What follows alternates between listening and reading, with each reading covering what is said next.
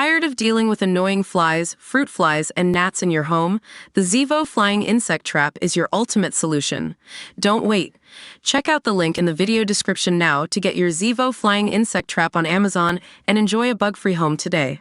When you think of Santorini, images of crowded whitewashed streets and hordes of holidaymakers jostling to get the perfect sunset snap usually come to mind. But as some warn that the picture-perfect island is being swamped, other locals are claiming that the Greek holiday hotspot is struggling to bring in enough tourists. The truth is that the island is empty. Right now is like never before, it's the worst season ever, said Gianluca Cimenti, a local tour operator who has lived in Santorini for 18 years. Put off by videos of queues of cruise ship passengers and visitors shuffling through the streets in the hot sun, would-be tourists are opting to avoid staying on the island for long periods, he claimed. He told CNN Travel, "The problem is that the social media are showing something completely different from what is the reality. TikTok and Instagram are awash with videos of people packed into the narrow streets of the island's most popular spots, the capital Fyra and the village of Oia. But despite July and August being high season on the island, town centers are reportedly dead in many areas after 9 p.m.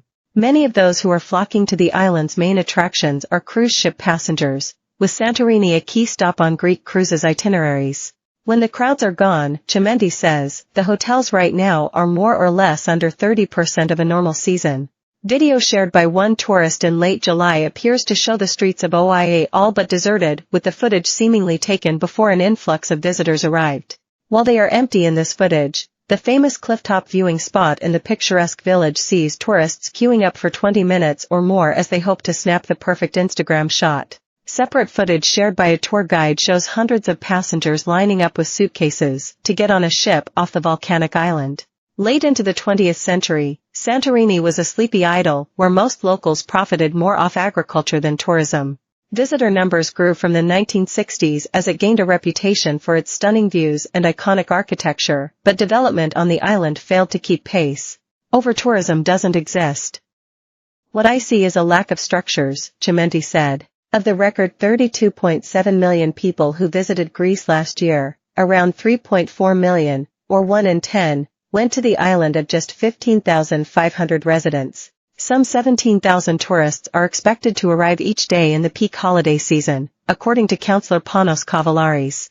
Mr. Kavalaris previously urged residents in a since-deleted Facebook post to stay at home and avoid the 17,000 tourists he said authorities expect to arrive on the island per day. Another difficult day for our city and island is ahead with the arrival of 17,000 visitors from cruise ships.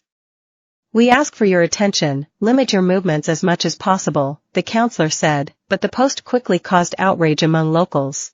Residents criticized the councillor's request, with one commenting on social media. He officially asks locals to lock themselves at home, so that tourists can wander around free. Marvelous. Cimenti suggested that cruise operators should organize tours to other parts of the island and coordinate others so people are not all piling into the same areas at the same time.